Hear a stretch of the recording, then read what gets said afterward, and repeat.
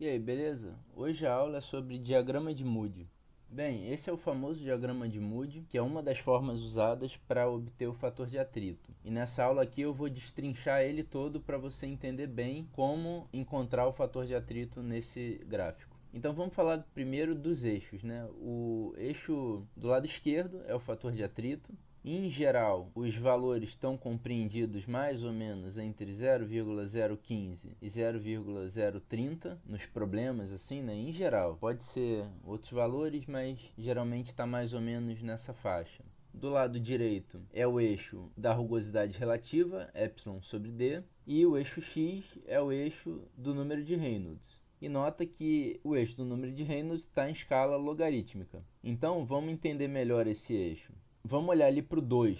O 2 está na parte da casa do 10 a 3. Então é 2 vezes 10 a 3, depois 3 vezes 10 a 3, até 10 vezes 10 a 3, que é exatamente igual a 1 vezes 10 a 4. E aí passa para o outro conjunto, que é da casa do 10 a 4. Então, 2 vezes 10 a 4, 3 vezes 10 a 4, até 10 vezes 10 a 4, que é igual a 10 a quinta. E por aí vai.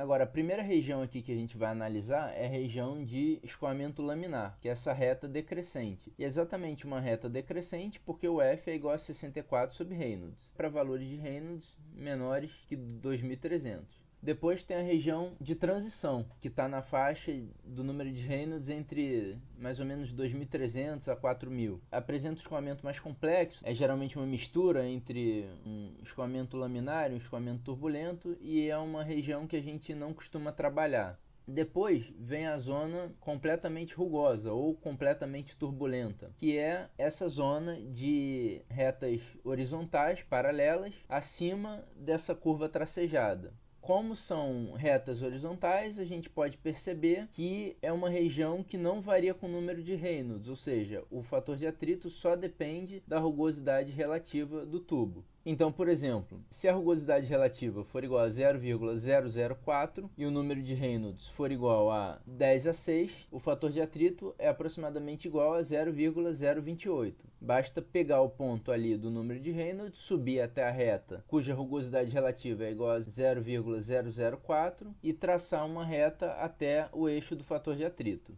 Tem também a região de tubos lisos. É aquela região na qual a rugosidade relativa é muito baixa. E aí você percebe nessa região que as curvas relacionadas às rugosidades relativas muito baixas começam a se confundir. Você não consegue mais identificar, por exemplo, qual curva é de 0,00005, qual curva é de 0,00001, porque as curvas acabam ficando difíceis de identificar a qual rugosidade relativa ela pertence. Isso significa que o fator de atrito não depende da rugosidade relativa, mas sim do número de Reynolds. Então, por exemplo, para uma rugosidade relativa de 0,0001 e para um número de Reynolds de 3 vezes 10 a 4, a gente sobe no número de Reynolds, vê mais ou menos em que ponto está e vai direto traçar uma reta para ver o valor de F, já que o fator de atrito não depende do número de Reynolds, porque a gente não consegue identificar exatamente qual é a curva de rugosidade relativa 0,0001.